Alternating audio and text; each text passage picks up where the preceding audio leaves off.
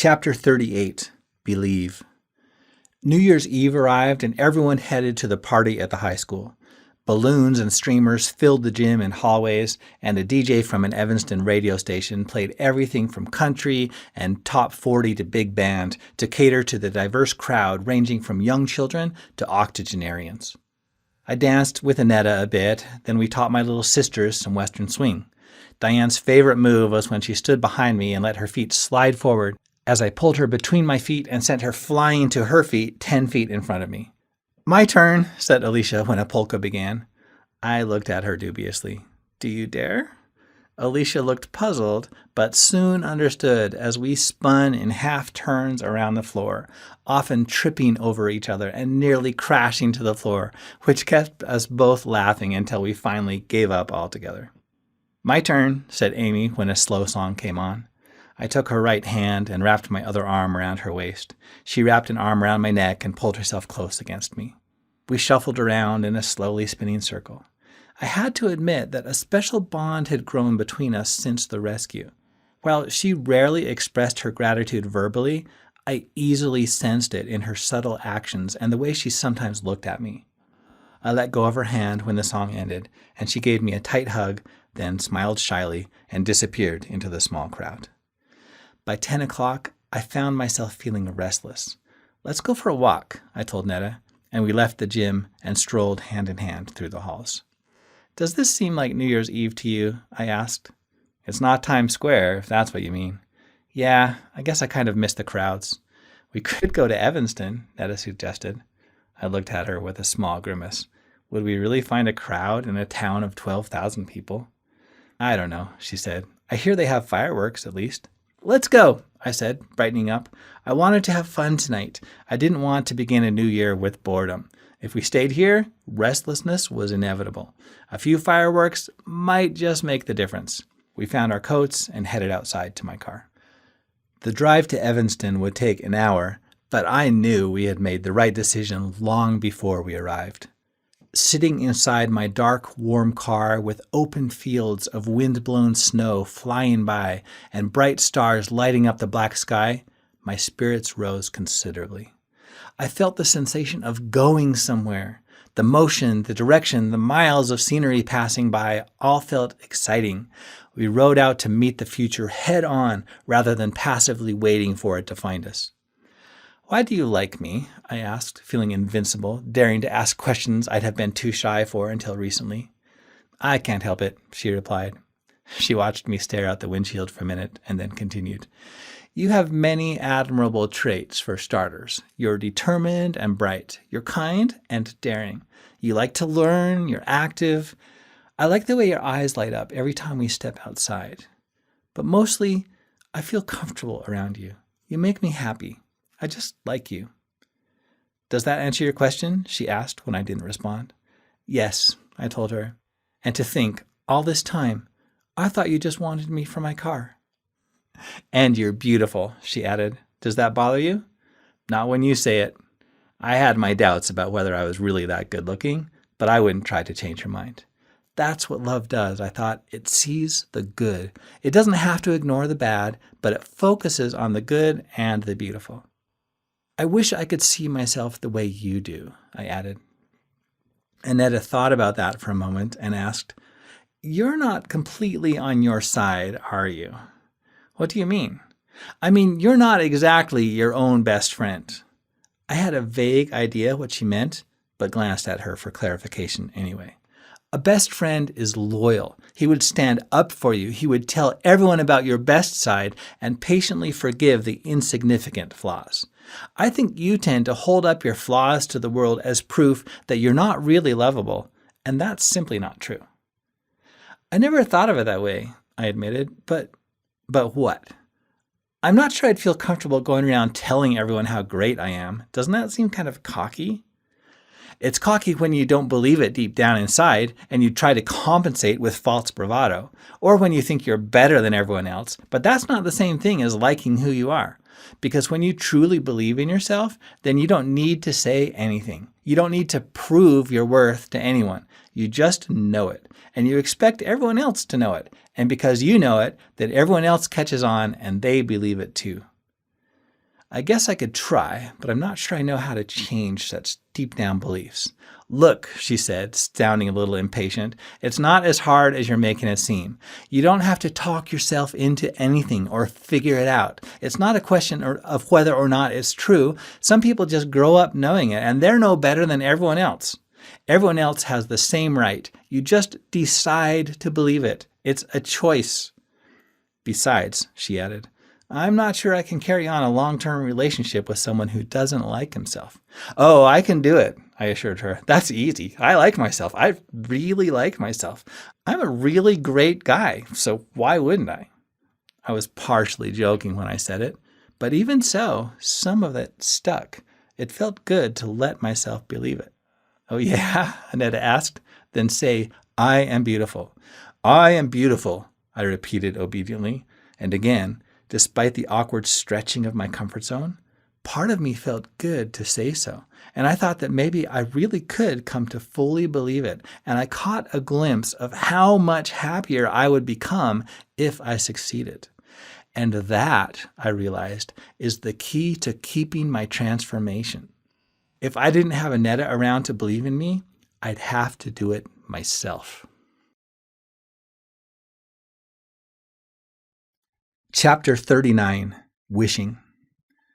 We arrived in Evanston in time to walk glove in glove through the crowd, buy cups of steaming hot chocolate, and wander past the holiday lights strung up downtown.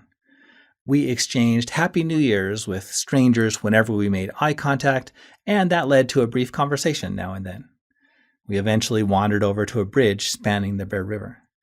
Got any more wishes to make? I asked, taking off a glove and reaching into my pocket for a pair of coins. Of course, Annetta answered, reaching for a coin. Only this time, I said, holding the coin over her gloved hand, you have to make a wish for yourself, okay? For myself, huh? I set the coin in her gloved hand, and she thought over the proposal. She closed her hand around the coin, then opened it again. A quarter? I can't waste a quarter on a wish for myself. Don't worry, I reassured her. I have more coins. You can make as many wishes for everyone else as you want. It's not that, Annetta said. I don't want to make a wish for myself. I thought about that, trying to fathom why she wouldn't wish for herself. Why not? I finally asked. I don't know, she answered. Maybe I just don't want to get my hopes up. What's wrong with getting your hopes up? Haven't you ever been disappointed? She asked. Plenty, I assured her. But you can't just give up hoping. But why not keep going without getting your hopes up in the first place? Then you keep going and you never get disappointed either. What's wrong with that? I thought for a moment before answering. Maybe I don't understand what you mean, but for me, hopes and dreams keep me going. They give me something to reach for. What keeps you going if you don't have any hopes or dreams? I just take what comes my way, usually. There are always plenty of options, so it's never a problem. She looked up at the stars and continued. Moving around so much my whole life, I guess I got used to having to let go of friends and everything I grew familiar with. So eventually, I learned to give them up before I ever got attached to them. Is that wrong? I don't know if it's wrong, but I still felt that life needs hopes and dreams, that Annetta would be happier if she was willing to make a wish for herself, to get her hopes up just a little. Well, let me ask you this. Do you ever get disappointed for other people when your wishes for them don't turn out? Of course, she answered. Then why don't you let yourself get your hopes up for them? Why don't you just accept whatever life delivers them too? Because I can't help it. How can I not want the best for people who I love? Anyway, most of the time I can do something about it, even if it's just talking to them so they'll know I care. I heard somewhere, I said thoughtfully, that you can't really love other people until you love yourself. Are you saying I don't love myself? Annetta asked. That's quite the accusation from someone who didn't even know how to like himself an hour ago. No, I answered quickly. I don't know.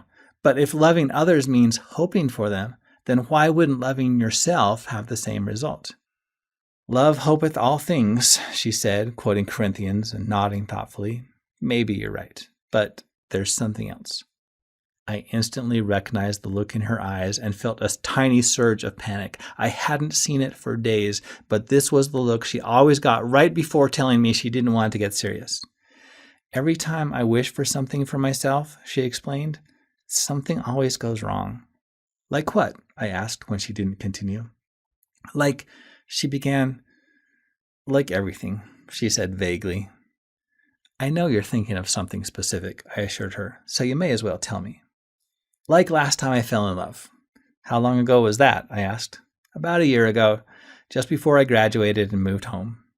Annetta's eyes looked distant but clear. Do you really want to hear this? Yeah, I assured her, though I wasn't exactly sure. We had been best friends at school and spent a lot of time together. When we started having feelings for each other, things went fast. Within a couple months, we were starting to talk about marriage. One day he calls and says, "We have to talk." I could tell something was wrong. It turns out he had run into an old girlfriend, sparks flew, and that was the end of us, she concluded matter-of-factly. I understand that things like that happen, she continued. What else could he do, considering? But it was still hard to take, and it took me months to recover, so I decided to be more careful about getting my hopes up in the future. I learned not to let my heart make all the decisions. It doesn't always know what's best for me. I see, I said. So that explains... Yes, Annetta agreed. That explains why I didn't want to get involved with you. And now that you have? I'm not sorry, she answered, turning and wrapping her arms around my waist. Anyway, you made it impossible to stay away. Being around you melted away all the old hurt and disappointed I didn't know I still carried inside. So it sounds like maybe you're already making wishes for yourself again. I guess I am, she agreed. And you think I should? I can't say it couldn't hurt, because it could, but yeah, I think it's a good idea. Annetta looked up and watched my eyes for a moment, a light smile on her face. Okay, I'll give it a try. She put a hand behind my neck and pulled my mouth to hers for a long, gentle kiss. She pulled her body close, burying herself in my thick parka, then stepped back against the edge of the bridge and stared at the shiny coin in her glove.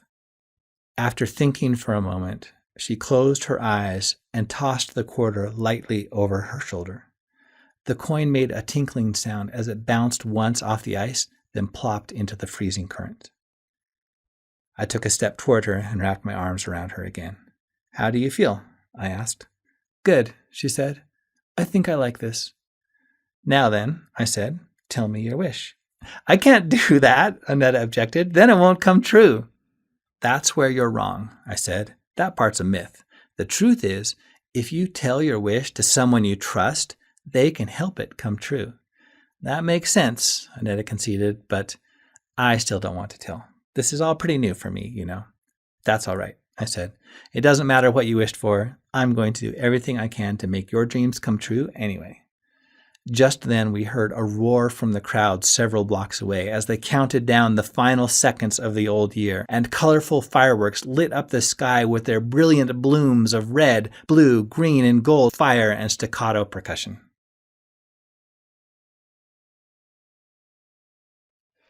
Chapter 40, New Year. As we approached Amber, I didn't want to take Netta home. I didn't want the night to end. School would begin in just a few days, and I could no longer ignore the fast approaching end of vacation. When I mentioned this to Netta, she felt the same way. We drove to my house and cuddled on the couch for a while. Then I had an idea. Let's watch the sunrise, I suggested. That won't arrive for several hours, Netta pointed out. Let's watch it from the most beautiful place we can find. We picked up Netta's cross-country skis at her house, then drove back to Grandma's and skied north, away from town, up the snow-packed road, then turned east up a small tree-filled ravine.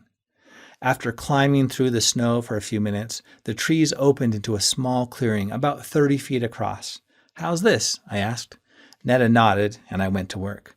First, I gathered dry branches from the edges of the clearing. Then I took off my skis and stomped down a place on the snow to build a fire. Once the flames began licking the twigs and sticks hungrily, I stomped another hole and lay our skis across it upside down. This made a dry place for Netta and I to sit. Much of the night passed just staring at the flickering red and yellow flames, Netta leaning against my side with my arms wrapped around her shoulder and waist. Our eyes sometimes turned upward to stare at the black winter sky. I felt good. I felt whole. More than ever before, I felt like I belonged. I felt connected, and that made all the difference. I no longer needed to seek the meaning of life because I already had plenty of meaning and satisfaction right here in my arms. When a bright falling star streaked across the sky, complete with stardust glowing in its wake, I asked Netta what she wished for. "I thought you just put those in your pocket," she said. "You can wish on anything, actually. The key with falling stars is to make your wish while it's still glowing." By the time the first dim light appeared over the eastern horizon, the fire had melted a 3-foot deep hole in the snow all the way down to the ground. Piles of hot red coals glowed atop a blanket of white ashes. As the black sky turned pale pink, then faded to pale blue, our thoughts turned toward the new year, to the future. "You'll come and visit soon, won't you? To France? That sounds fun. I'll save my pennies. And I won't stop hoping you'll come," Annetta promised. "Oops, did I just give away my wish?" "Well, now you did," I laughed. "That's what you get for staying up all night. I am kind of tired." We got up and covered the fire with snow, then skied home. Grandma and Mr. Hall were on the phone discussing whether they ought to send out a search party for us as we walked through the back door. "Here they are," Grandma said into the telephone handset. "I told you they'd be fine. I'll send Annetta home as soon as I feed her breakfast." She didn't make it home after breakfast because she fell asleep on the couch while waiting for me to brush my teeth and take her home. I draped a blanket over her and curled up on the floor next to her. School would begin in a few short days, and we both wanted to spend as much time together as possible. I awoke that afternoon to the sound of Grandma typing away on her new computer. "I have so many email letters from the family that I can scarcely keep up," she told me excitedly. Annetta stirred then, and I soon drove her home.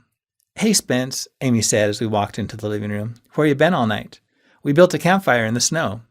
"Why didn't you build me one of those, nature boy?" she asked. "I already had this great snow cave," I answered, "so I thought I might as well use it." "Ever hear of a chimney? Couldn't you have built one of those in the cave? Would that have been too much to ask?" "Yes. I'll let it go this time," Amy said, shaking a finger at me, "because you're such a great guy. But next time, I want a chimney and a warm fire and maybe some popcorn. Got it? Come back next year, and I'll see what I can arrange." "Have you ever thanked him?" Annette asked, "or do you only tease?" "Ah, he knows how I really feel," Amy answered. "Don't you, Spence?" "I've got an idea," I answered. "That's good enough." Amy put her arms around me and gave me a tight squeeze. "I love you too," I said, looking her in the eye. Amy beamed up at me, her eyes twinkling, then punched me in the shoulder. "I thought we were going to keep our little affair a secret," she said. "It's no use," I said dramatically. "I can't live that way anymore. Please don't ask me to hide my true feelings from the world." Amy punched me in the stomach then, harder than I expected, and strode out of the room. "She likes you," Annetta said. "A lot." Netta had to work the next afternoon, but the crowds had died down. Drivers passing by on the highway must have been anxious to get home, and very few of them stopped to eat at Becca's. I brought Les Mis and read at a booth when Netta was busy, and talked with her and Jim whenever the diner emptied. Netta closed the next night as well. I drove home to Grandma's at dark, loaded my things into the car, and said goodbye. Grandma got a couple messages every day now, and I didn't worry about her ever feeling apart from her family again. Leaving the old house was harder than I anticipated. In 2 weeks, so much of that magical feeling from my childhood had returned, and more, only knowing that the magic couldn't last forever and that I had to continue on with life, that Netta would also leave soon, and that I couldn't stay happy and content here forever, made it easier to go. Amy also closed that night. I draped my coat over a bar stool and sat at the bar talking to the sisters, telling stories and laughing. Amy picked up my coat and hung it on the coat rack near the door. Jim dropped by at closing to say goodbye. "Let's go," he said to Amy after we shook hands for the last time. Amy walked over to me and stood looking up into my eyes. "Can you read my mind?" she asked. In her eyes, I read happiness, gratitude, admiration, and love. "Yes," I assured her, "and I love you too." She threw her arms around my neck and hugged me tight. I wrapped my arms around her and squeezed, lifting her feet off the ground and spinning around in a slow circle. I could feel her heart beating fast against my chest. As I set her back on the floor, she kissed me on the cheek, then let me go and turned away. I thought I noticed her cheeks had turned bright red as she walked away. "Let's go, Jim," she ordered. I helped Annetta finish cleaning up, and then we sat together in a booth in the dark, with Annetta spun around in the seat and her arms around my neck. I remember the first time I saw you, Annetta said. I watched you through the window when you got out of your car, and you looked so handsome. I ran back into the kitchen to make sure I looked all right. Then I thought, what am I doing? I'll never see this guy again. But then you came in and you had this light in your eyes and you were so confident. And when I found out you were Sophie's grandson and you asked me out, I was so excited I could hardly wait. I tried to hide it. Could you tell? I was too busy trying to impress you, I said. I just hoped I wouldn't say something dumb and ruin everything. I don't know how you could have. I felt like I was talking so much. I hadn't had anyone to talk to about these kinds of ideas for so long, so it all came spilling out. I loved every second of it. Annetta kissed me. Everything had worked out so well in the end. Almost.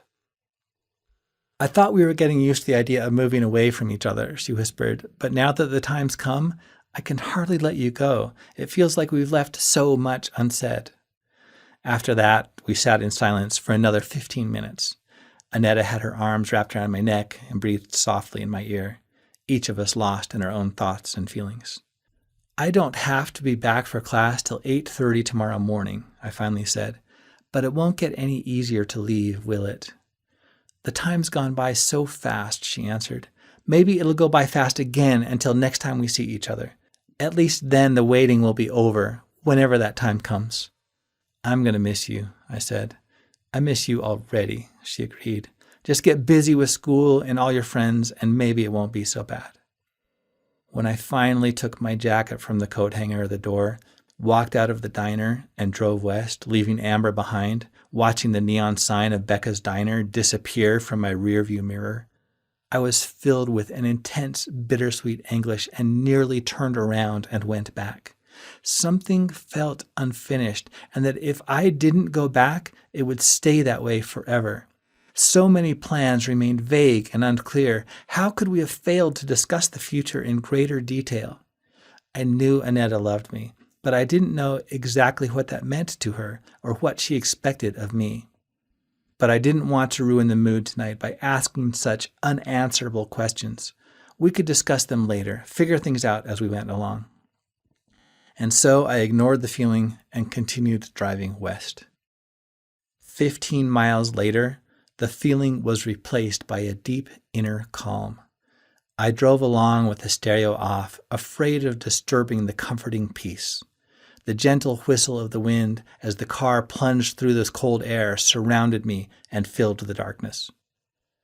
Stopping for gas in Evanston, I stood outside the car and shoved my hands deep into my coat pockets, where I found another poem from Amy that she must have slipped into my pocket when she hung up my coat at the cafe.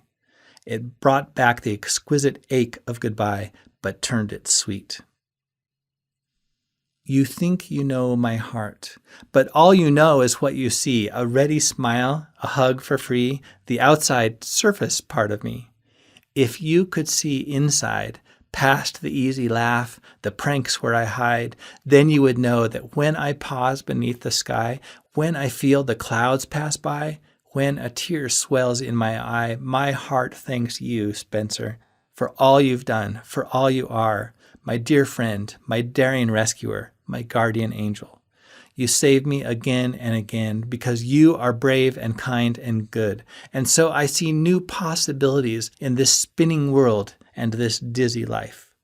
Now I'll never doubt again because I have you as my friend. From the deepest place in my heart, I love you, Amy.